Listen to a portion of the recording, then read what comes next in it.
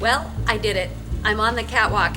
I didn't know what he meant when he said catwalk, but Dan, let's explain exactly what this is. Wait, first, how far in the air am I? Well, right now you're about 175 feet up. Okay. But, it doesn't make much difference if you're 175 or 150. The result's the same. That's true. So And you're wearing heels? I am. So OSHA hopefully isn't watching. I'm on my tippy toes. Okay. So I'm doing okay. And so I see there's the horn. So if you've been to a UMD hockey game, they make a goal and you hear the it comes from way up here.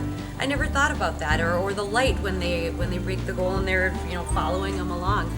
So what else happens up here on the catwalk? Well, the stagehands will be up here rigging shows. Over on the grid there during a show, we'll have our spotlight operators in their baskets. We're working the spotlights for concerts and for UMD hockey. All the sports lighting is adjusted up here.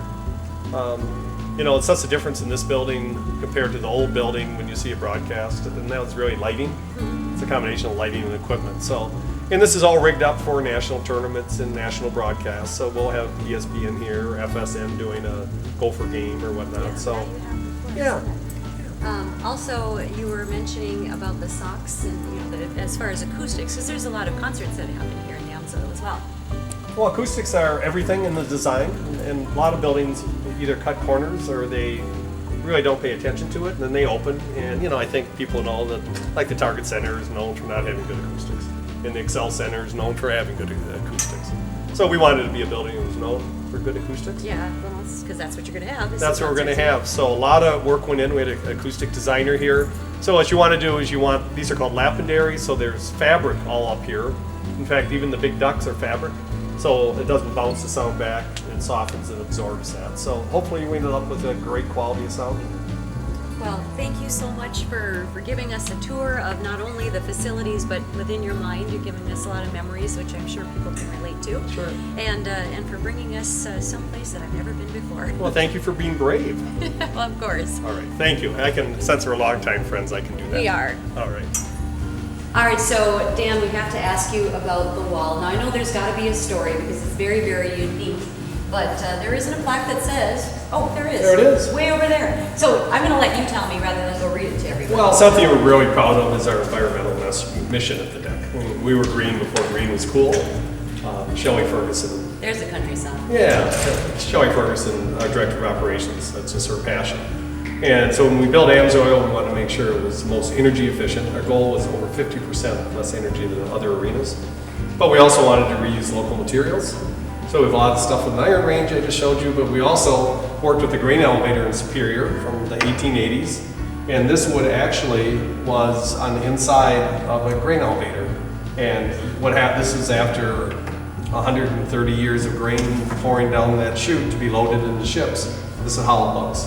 And people are just fascinated by it. A day doesn't go by, I don't see people just sitting there staring at it. That is amazing. It holds so much history. And you're absolutely correct. The deck at Amsoil Arena, even when we're here for the Thanksgiving Day buffet, which feeds, now we're up to 5,000 to 6,000 people, 3,000 here at the deck. We are composting and we are recycling, and it's not like, oh, we're feeding so many people, we're just going to throw everything away. The deck has strict rules that we have to follow in order to have our event here. Just a few weeks ago, we had the pancake feed. Yeah, with the Duluth Lions Club. And that's what the deck is. I mean, we have Amsoil Arena and we have big shows, but on a day-to-day basis, we're a community center. We're here for the Lions Pancake Day. We're here to donate our building on Thanksgiving and provide the staff. And that's just, we're part of the community. We take a lot of pride in that. Well, it shows. Oh. So thank you for your time. Thank you to all your years of dedication to the city of Duluth and bringing in great entertainment, and of course to your staff that works so hard to make sure everything runs smoothly. Well, it's going to be a great summer. It is. So one more time, when is your big... August 6th. Temptations, Beach Boys, there are some tickets left. But that is almost sold out, so people should get those. We're going to have a community open house with all sorts of surprises that should really be fun. And we're going to have an all-employee reunion.